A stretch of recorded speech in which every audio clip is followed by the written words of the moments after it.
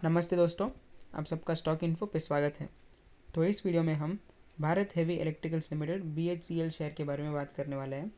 तो स्टॉक का trend upward रहेगा या डाउनवर्ड रहेगा, उसके बारे में जानेंगे।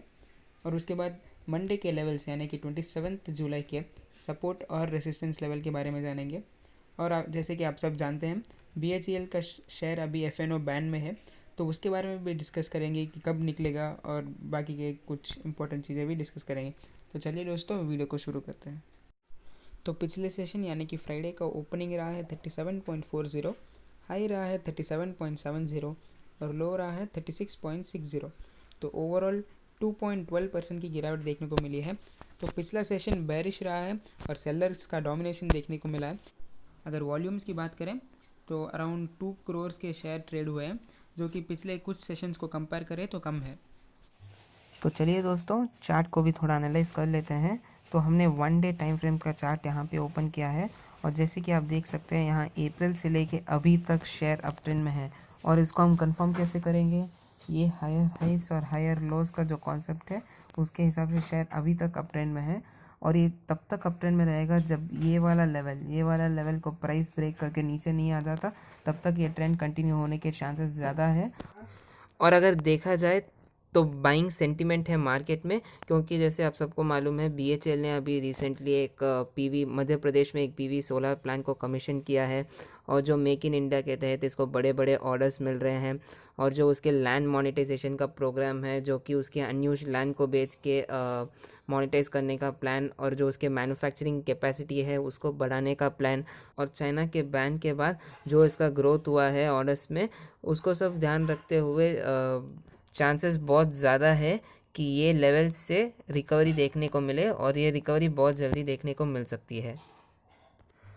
तो चलिए दोस्तों, मंडे यानी 27 जुलाई के सपोर्ट और रेसिस्टेंस लेवल्स क्या होंगे उसके बारे में जानते हैं, और उसके बाद F&O बैन के बारे में भी डिस्कस करेंगे कि कब तक शेयर F&O बैन से बाहर निकल सकता है।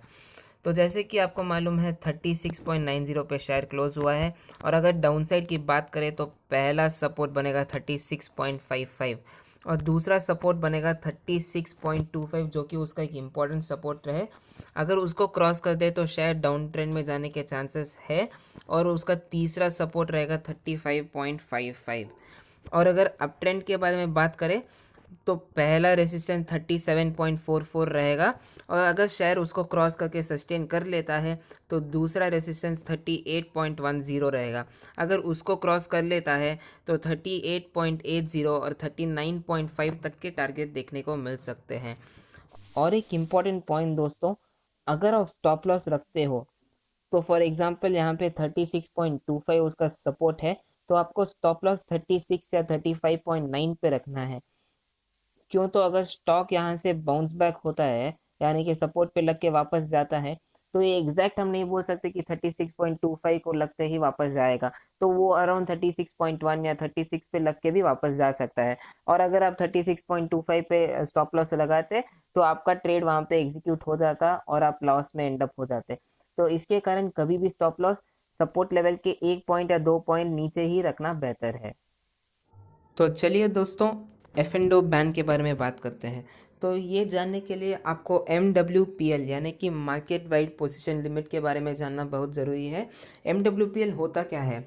बेसिकली आपके जो ओपन पोजीशंस है फ्यूचर्स एंड ऑप्शन कॉन्ट्रैक्ट में, उसको उसका लिमिट 95% तक रखा हुआ है। अगर आपका ओपन पोजीशंस 95% को क्रॉस कर देता है, तब वो पर्टिकुलर स्टॉक का F&O बैन में डाल दिया जाता है। ये क्यों किया जाता है?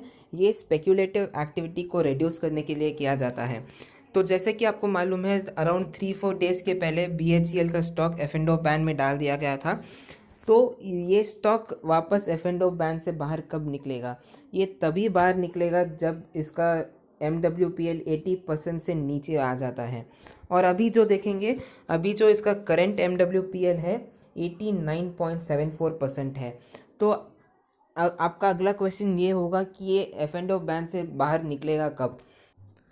इसके बारे में बताना थोड़ा मुश्किल है, क्यों तो ये बहुत ही अनसर्टेन है।